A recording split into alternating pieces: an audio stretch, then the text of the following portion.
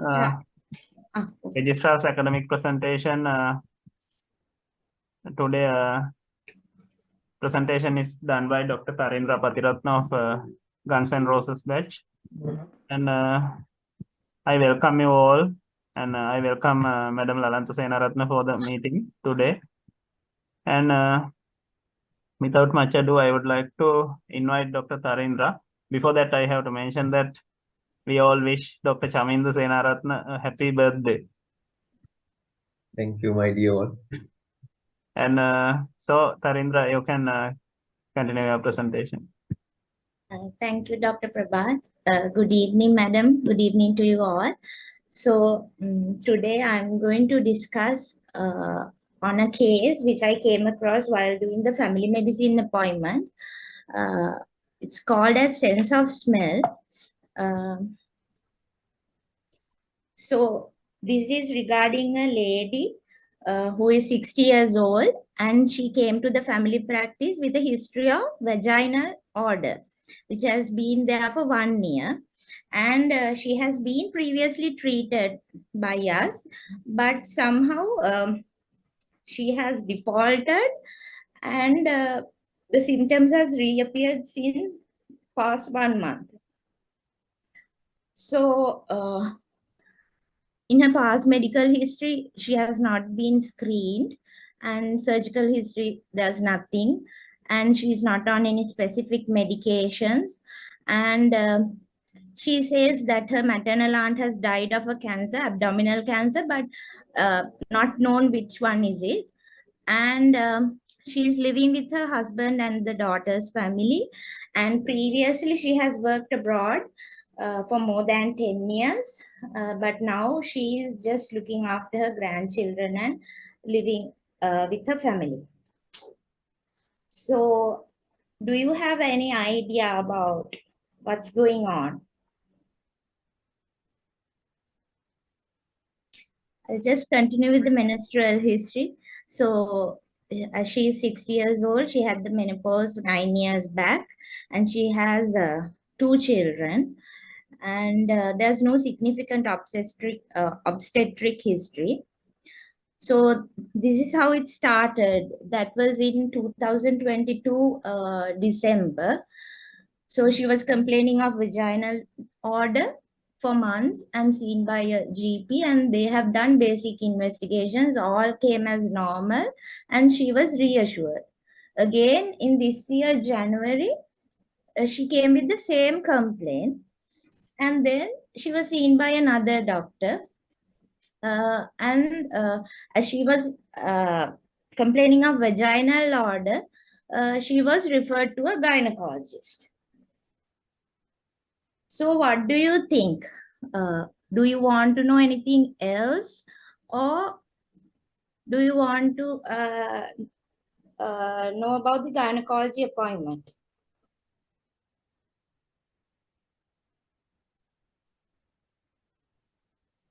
Okay, I'll just go with the other symptoms. She was asked about fever, vaginal discharge, abdominal pain, any urinary symptoms, basically urgency, dysuria, and frequency. So, what makes you think, have we asked everything in the history, or is there anything in the history which is important for us?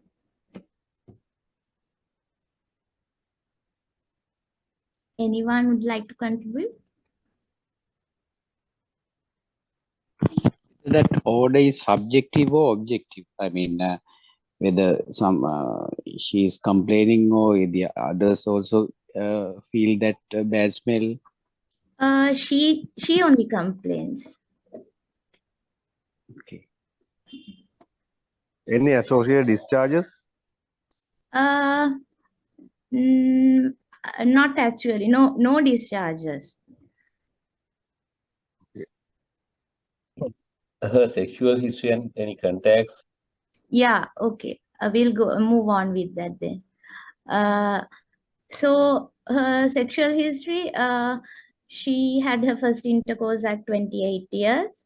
She has only one sexual partner, and since she's been emitting this order, she has not been intimate with her husband for nearly 2 months. But she's telling there's dyspareunia, but no postcoital bleeding. And about this vaginal discharge, we asked about that as well, but she denied of any vaginal discharge. So basically, if we talk about vaginal discharge, there are two aspects, non-infective and infective. So non-infective is physiological, either it can be a cervical polyp, a dermatitis, fistula, or even a carcinoma. And infective causes are bacterial vaginosis, candidal infection, trachomatis, gonorrhea, or trichomonas vaginalis. So basically, after menopause, the vaginal discharge decreases as the estrogen levels falls. So we should assess according to the nature of the discharge, like whether there's an odor, color, consistency, and whether there's any risk of sexually transmitted infections need to be assessed. So according to that, as we all know, there are certain conditions which can produce a discharge. If we start off with bacterial vaginosis, it's a thin profuse discharge, which is fishy smelling, and it's not a sexually transmitted disease. It's not itchy, and there's no soreness. But there is some component of sexual activity, which is like instrumentation or new sexual partner, which links in developing the infection. And also it can be due to the copper IUCD, which creates bacterial vaginosis. And on examination, there can be like a thin layer of white discharge covering the vaginal wall. And the diagnosis is actually according to Amsel's criteria. So there are 4 components in it, and at least 3 should be there. It should be either a homogeneous discharge, microscopy showing clue cells, vaginal pH more than 4.5, and a fishy odor on KOH preparation of the vaginal fluid. And also, this can lead to pelvic inflammatory disease.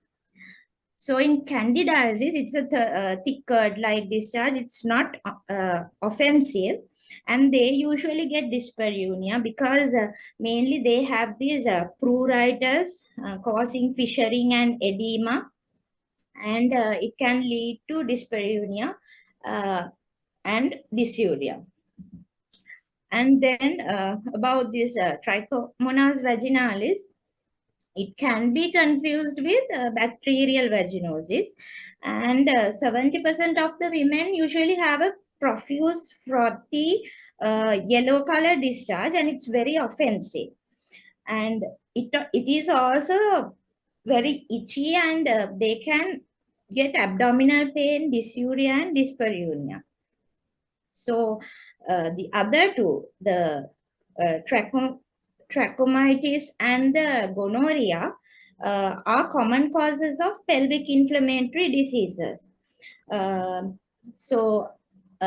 They usually give a purulent discharge, and they can come with abdominal pain, and there can be cervical motion tenderness, postcoital bleeding, and leading to salpingitis as well. So in her gynecology history, there was no abdominal tenderness, and in speculum examination, there wasn't any discharge. There was no vulval erythema, but the mucosa was atrophied. There was no cervicitis, no cervical motion tenderness, or adnexial tenderness. And there was no dermatological diseases such as lichen planus or sclerosis and psoriasis, which leads to vaginal mucosal inflammation as well. So the investigations were done during that visit. The full blood count, ESR, CRP, everything was normal.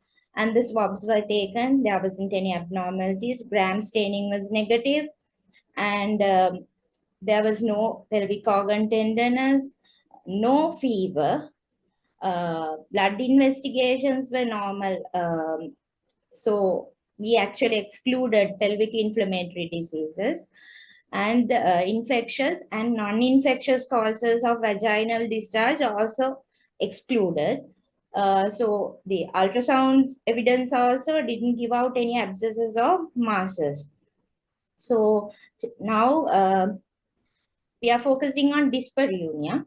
So in assessing dyspareunia, we have to be like get a history in a very non-judgmental way, because we have to assess their psychological component as well.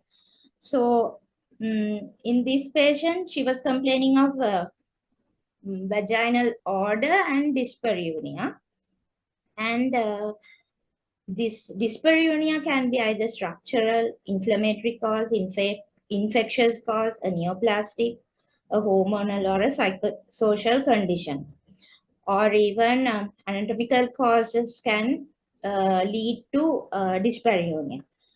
The most important thing is that she's 60 years and she's in her menopause. So itself causes dyspareunia because there's a reduced level of estrogen in the postmenopausal women, which causes vaginal atrophy and leading to reduced vaginal secretions.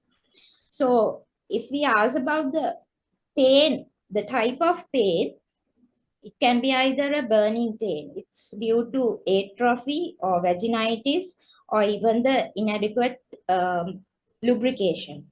And it can be a deep aching pain if it's a pelvic inflammatory disease or a endometriosis. And at that appointment, in the gynecology appointment, she was having a new complaint.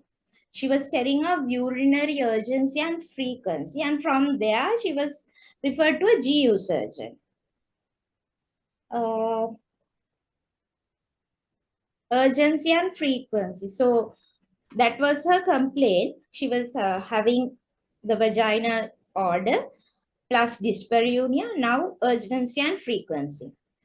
So what do we call this? Urinary incontinence is what we call as involuntary loss of urine, which is objectively demonstrable and a social or hygienic problem. This is the definition given by the International Continence Society. So according to the EAU classification, there are 4 components: urge, stress, mixed, or overflow. So when we get a history from a patient who's complaining of urgency and frequency, we have to know in detail about that episode, evaluate on lower urine tract symptoms, if she's been having recurrent urine tract infections, any sort of sexual, gastrointestinal, neurological symptoms, any sort of obstetric or gynecological history which is relevant, whether she's smoking, any surgeries, or if she's on any medications. So she was examined.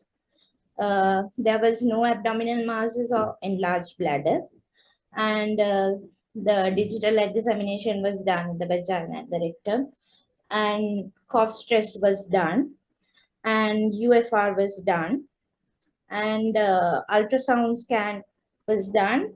All came as negative, because in ultrasound scan, there are different imaging approaches like abdominal, transvaginal, transrectal, transurethral, that sort of approaches are there. So we can measure the resting and during straining, coughing, and then assess the pelvic floor muscles and their functions, and even the post-void residual volume. So all these investigations were done, but it all came as negative. Then the next option is going for invasive urodynamic testing. It's done only if we want to establish a diagnosis of detrusor malfunction. So invasive urodynamics means like something like cystometry or pressure flow studies. So if we talk about these four, urge, stress, mixed, overflow, I just give a brief view about that. Urge is actually there's an overactive bladder due to detrusor muscle malfunction. So there's urge, urinary urgency and frequency, and nocturia with or without urge urinary incontinence, and in the absence of UTI or any other pathology. So basically there's an imbalance of inhibitory and excitatory neural pathways into the bladder. So the management includes pelvic floor muscle exercises, avoid caffeine, and bladder training. In stress urinary incontinence, involuntary loss of urine occurs due to increased intra-abdominal pressure or say like physical exertion. So there's a weakness in the urethral sphincter. So this can be produced by the cough test. And they have said that the standing cough test is having more sensitivity in diagnosing compared to the supine cough test.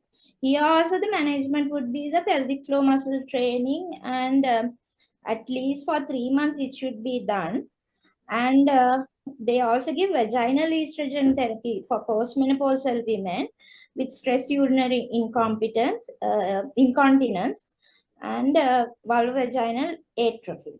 The mixed pattern is it can be either stress predominant or urgent predominant. So management is according to the most like troublesome component.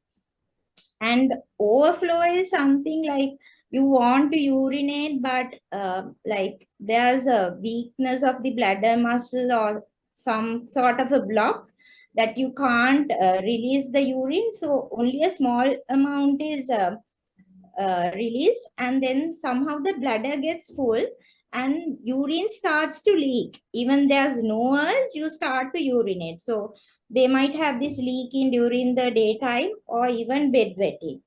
So what we came across was this lady, UFR and ultrasound scan was normal, and on the examination there was a urethroseal. It's a stage 1 urethroseal. The symptoms can be mild or even unnoticeable. Like she was complaining of frequency and urgency, and the diagnosis was given as stress urinary incontinence. So she was prescribed on topical estrogen therapy. It should be at least given 2 to 3 times per day for 2 weeks or more since she's in the postmenopausal age. So up to now, there's no fever, it's not itchy, no vaginal discharge, no abdominal pain or dysuria, but she still has the vaginal odor, increased frequency, urgency, and dyspareunia, and we are managing her as for stress incontinence with topical estrogen therapy. Do you think like what could it be now? Is there any differentials?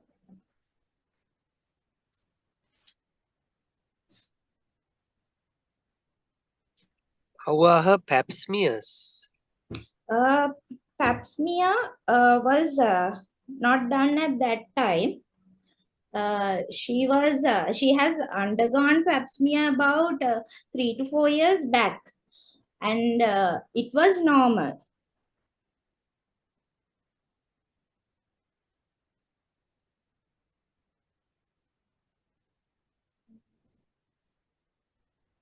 Any psychological issues like stressors or anything? She didn't say anything like that. So we wanted to exclude any possibility of malignancy as well, like vulval or cervical CA, or even endometrial CA comes at the last. So vulval CA is there will be postcoital bleeding, which she doesn't have, and there's a vaginal discharge. She doesn't have that. And also in the examination, there would be ulcers or even a lump. The lymph nodes may be enlarged, and the discharge is usually a very foul or some sort of a blood tinge discharge. So it's out. And then the cervical carcinoma, the CA125 has to be elevated, which was not in her.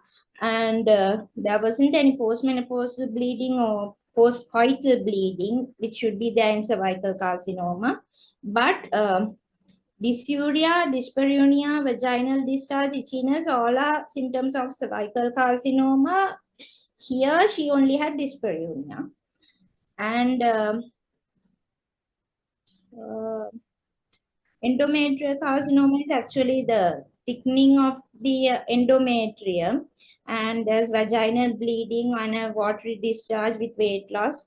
But in her ultrasound scan, there was no findings like that, and she didn't have any discharge. Other than that, any other thing, like any other differentials you want to consider in her? Did she have any constipation, any fistula tracts or something? No, fistula was actually excluded because we think now if there's a continuous leakage of urine, that could be a thing leading to a fistula. But she didn't have anything like that.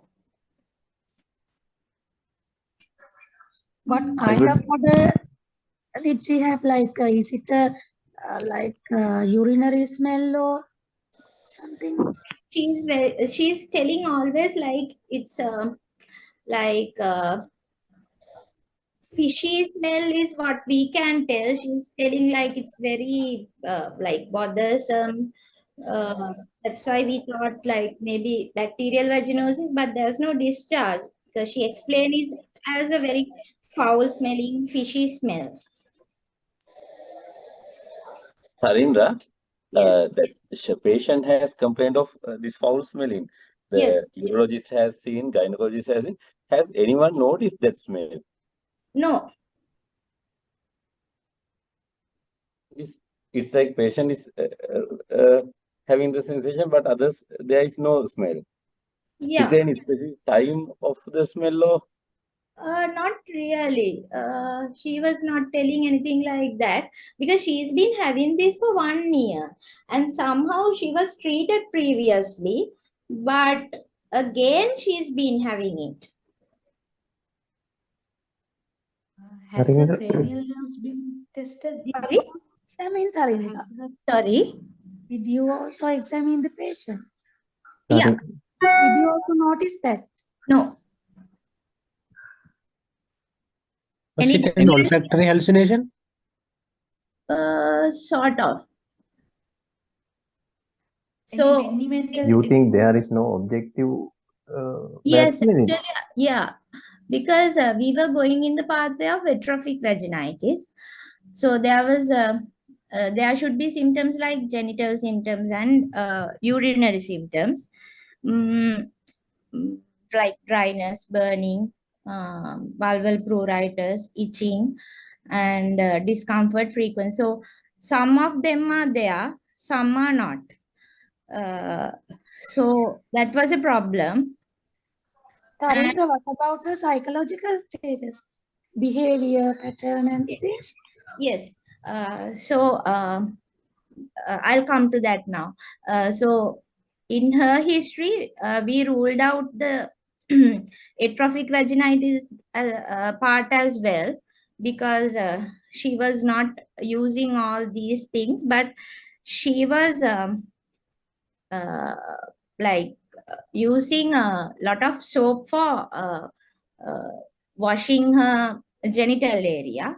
So in atrophic vaginitis, usually it's common in the postmenopausal women, and it leads to postmenopausal bleeding, which she doesn't have.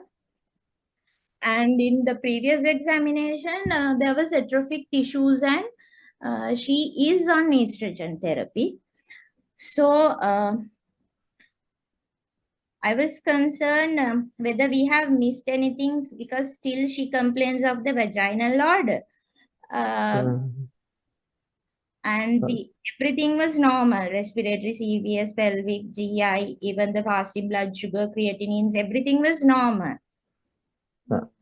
Tarindra, foreign body is a possibility. Are you sure that Yes, there wasn't any IUCD actually. I mean, sometimes any other foreign body may be there. No, actually she denied, because she has a lack of she didn't want to have any sexual intercourse at all, it seemed, after postmenopause, and because of this order she has refrained from it. So there was nothing like that, any foreign bodies or anything. Any ENT examination findings? No. You mean Nasal like polyps or anything? No. I want to exclude whether patient is having any delusions, hallucinations, or OCD symptoms. Yes. So we asked the daughter. That's where because the patient always came on her own and was telling us about this body odor all the time. So during the next visit, we asked the daughter to come with the mother, and she explained that the mother is not attending any social functions, avoids crowd, and she is like taking a long period inside the bathroom, washing herself. And the daughter says she can't smell any odor emitting from her mother. So I think now you know what it is, right? What about that is a hallucination? Sorry? It's What bit about late to ask this. Sorry. What about the cognition? And it can be early signs of Alzheimer's, even parosmia? No. No. Tarindra, I forgot to ask earlier. It should come a bit earlier. Yes. What about her ideas, concern, and expectations in this condition? Her main idea was like she was having some sort of a infection in the vulval region, and she wanted to like get over it, because it's something which is very distressing for her, because she's living with her daughter and she doesn't like to take care of the grandchildren even, because she feels like she's emitting an order. Tarindra, did you do the mini mental score of this patient? I mean, the mental. I actually didn't do that, but she was very much she didn't show any sort of impairment. Dementic. No. You feel not dementic, no? Yeah.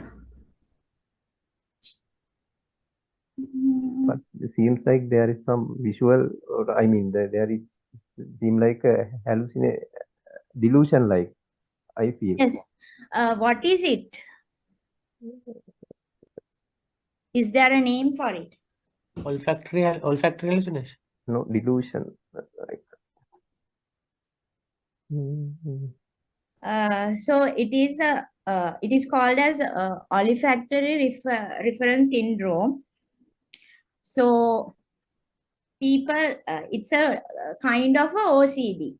So they do not smell, they do not smell. Sometimes they misinterpret other people's comments and gestures. Like if they open a door or a window and touches their nose, they mistakenly think that it's because of their body odor. And the other thing is, this patient, she is having preoccupation with the false belief that she's the one who's emitting a foul, unpleasant body odor.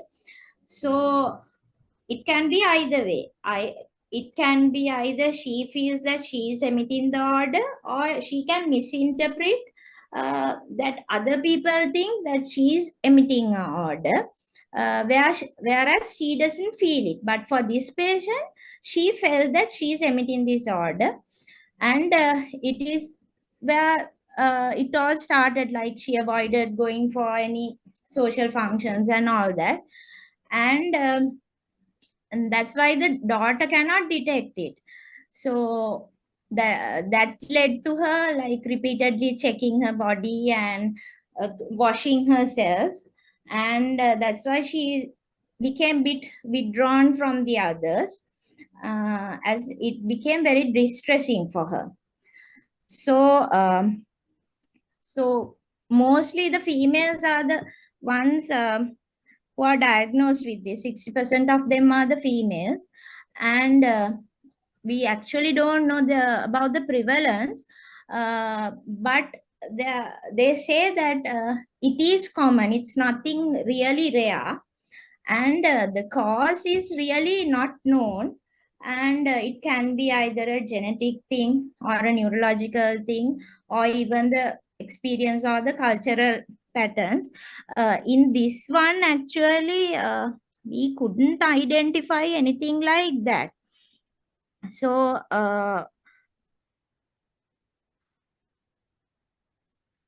the pharmacological management is, there's pharmacological and non-pharmacological management. The pharmacological management is fluoxetine or sertraline, and after referring her to the psychiatrist, they started fluoxetine. She has like defaulted the follow-up, and that's why she came again to us. So again, she was started on fluoxetine. So this is according to this, ORS is actually a mental order, and it's in this DSM-5-TR criteria. So they have said like patients have the preoccupation of emitting a foul smell, and they have a significant distress, and they perform repetitive behavior, and the management also, what they give is the pharmacological selective serotonin reuptake inhibitors, atypical antipsychotics, and the non-pharmacological cognitive behavioral therapy, which is called as exposure and ritual prevention. So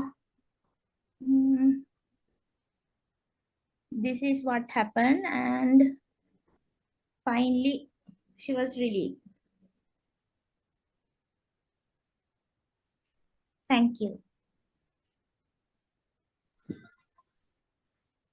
Is there anything that I missed, or any clarification?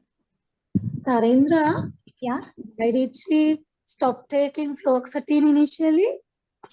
Yes, that's why she came back, because she was having this for a long time, and she was continuously like going to like sort of doctor shopping, and finally we came to a conclusion and sent to the psychiatrist.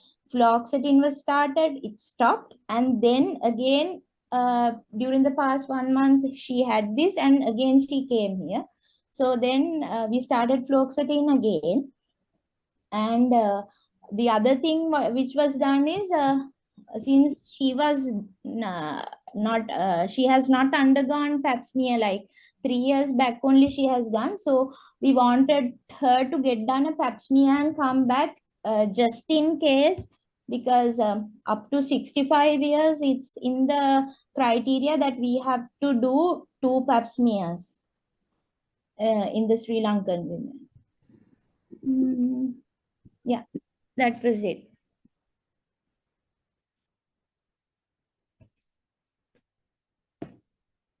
One question, is this delusional halitosis is the same thing as olfactory reference syndrome? It's also like that, like not only this olfactory, but they can get halitosis, body odor, anything can be there. So in OCD, they are telling like obsessions and then compulsions.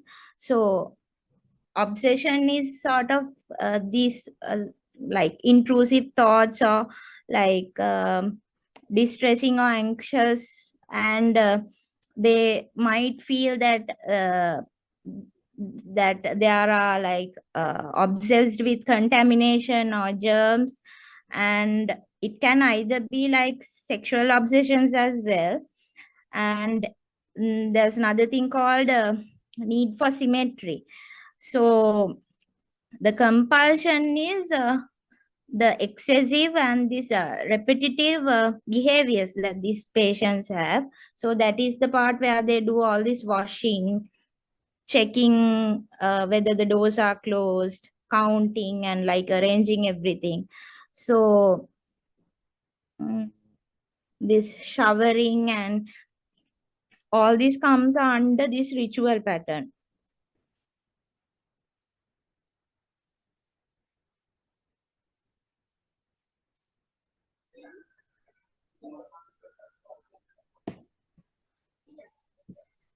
Any more questions? Dr. Tarindra, do they need brain imaging No. to exclude any organ brain disorder? No. No. Tarindra, what happened after that? She's all right now. Hopefully, if she continues with the medication, she will be all right. How long did it take to respond? Like in January, she was sent to the gynecologist and then the genitourinary surgeon. So from February up to July, about within 6 months, 4 to 5 months, she has like, she didn't have any symptoms, but after that she has stopped. So from July onwards, like she got the symptoms again. Okay.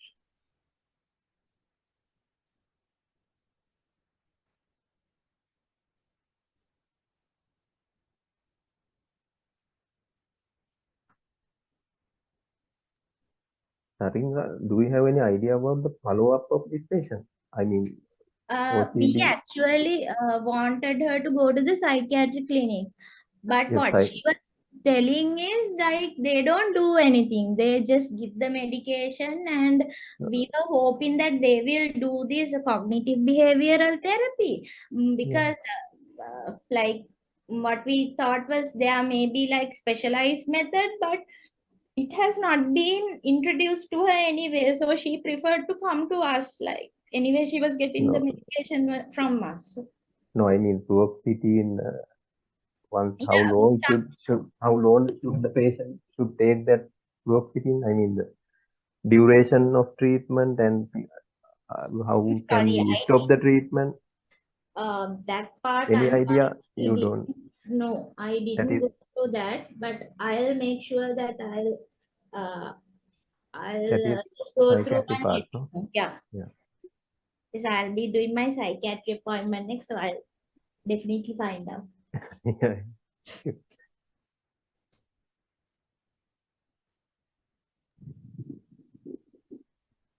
Tarindra, did Yes. you address on the ritual part as well? Yes. The cognitive.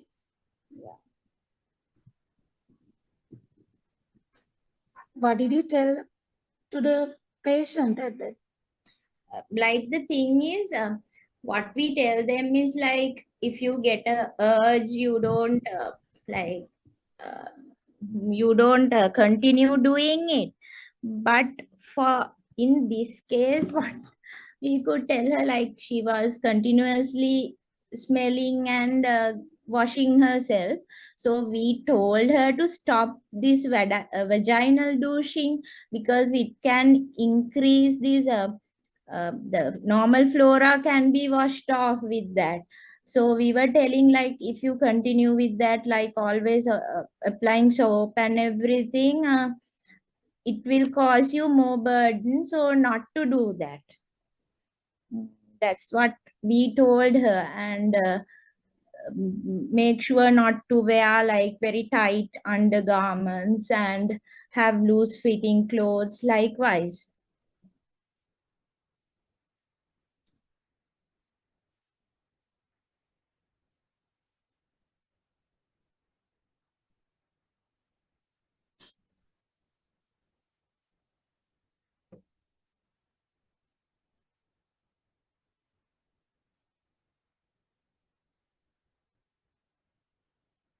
Is that all? I think.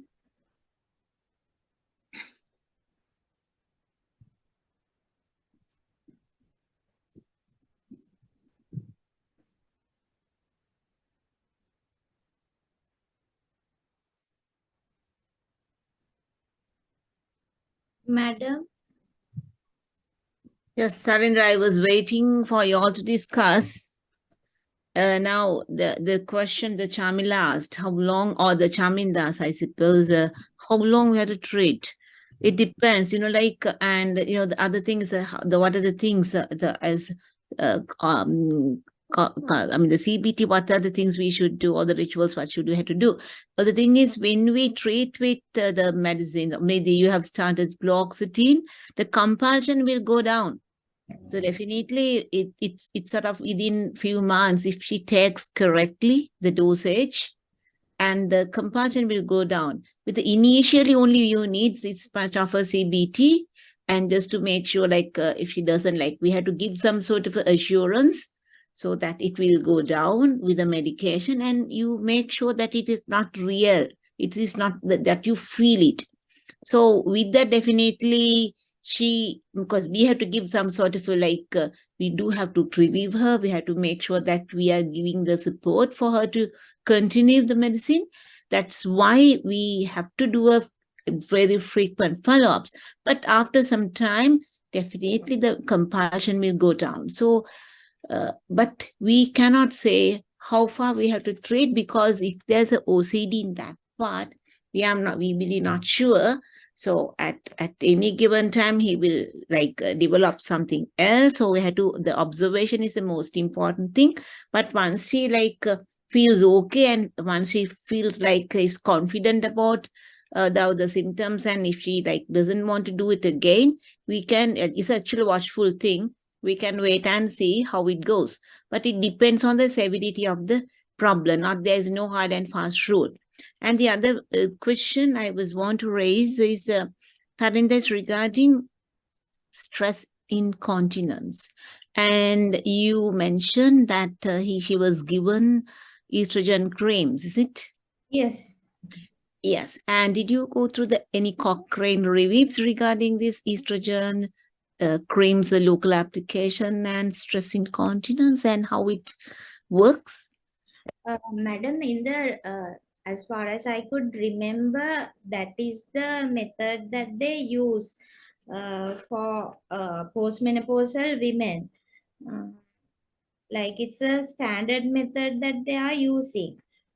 No, just you didn't go through the review like Cochrane reviews, isn't it? I can remember, madam, reading about that, but